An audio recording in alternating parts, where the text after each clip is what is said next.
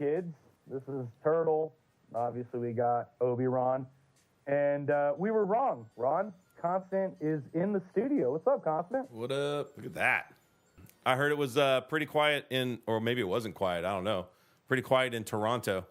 Yeah, so one of the big things in hockey is when fans are frustrated or fed up, they'll throw their jersey out on the ice, kind of as a symbol of like, hey, man, this affects us too. We're a part of what's going on, as a fan, which I agree with to a certain degree.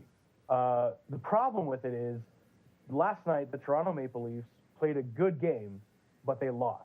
They lost 5-3. They simply got outplayed. They played better than they could have been playing. And yet another incident where the fans throw the jersey on the ice. Now, this has happened numerous times in the past few weeks because the Toronto Maple Leafs went through a pretty significant and horrible losing streak. They were just playing awful. So one thing I wanted to ask you, especially you, Constant, because you're dealing with the Knicks right now, and I'm sure it's frustrating.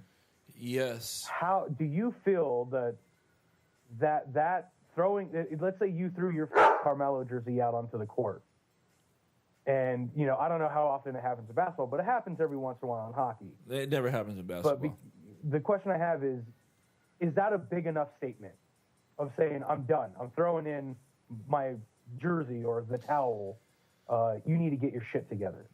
No. But I mean, it doesn't, doing something like that, in my opinion, doesn't even matter because unless you're really done with the team.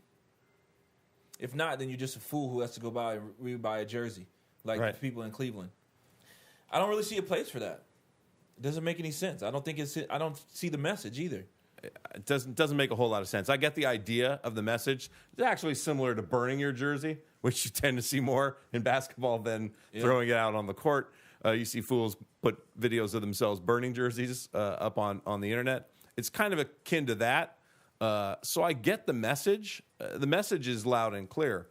I don't know, man. Throwing your jersey on the ice to express displeasure. I understand where it's coming from, but, man, that's a $100 to $150 statement.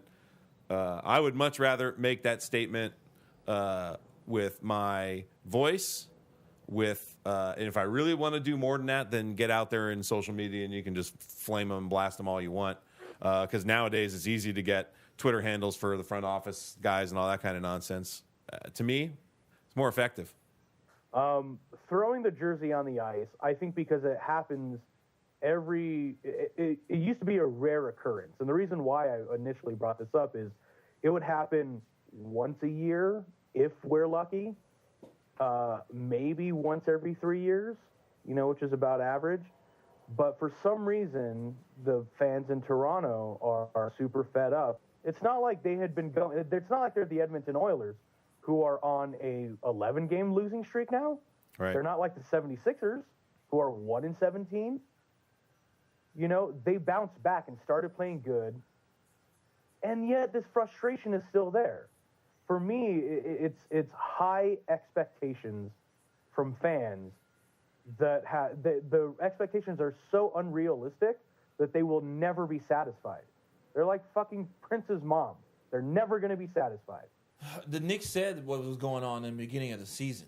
Like, it's a new offense, new coach. We don't have a lot of talent. It's going to be a hard season to get through. And so you have to look for other wins. I'm tired of the moral victories. Just like Amari said, you can only have so many moral victories, so many you played hard, whatever. It sucks having the worst start to a franchise in franchise history. Like, it sucks, man. I sat through that game last night and watched it, and I saw a win slip right out of our hands or throw them right out of our hands for various reasons. But it just takes time, and throwing shit on the surface ain't going to solve that. If you know your team's not that good, then just don't go. If you're going to be that heartbroken that you got to throw shit on the ice, just don't go boo.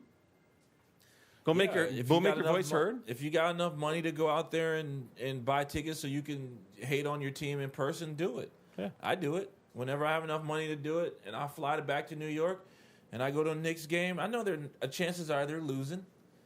And I'm fine with that because I went there to be entertained. I went there to see my team play and try to pull out a victory, even though I knew it looked bad. But if I'm there and they play bad, then I boo them. Right. I pay my money. I can boo, but I'm not going to throw anything. Plus, I'm in the cheap seats, too. I'm with you, Turtle. I can have my best arm day right now, and my shit's not making it to the court. So, guess my opinion don't really count either. Your opinion's going to hit somebody else on the head. Yeah, I'm better off hating the guy like 15 rows in front of me and making him know than I am anybody on the court. Yeah. My shit's not.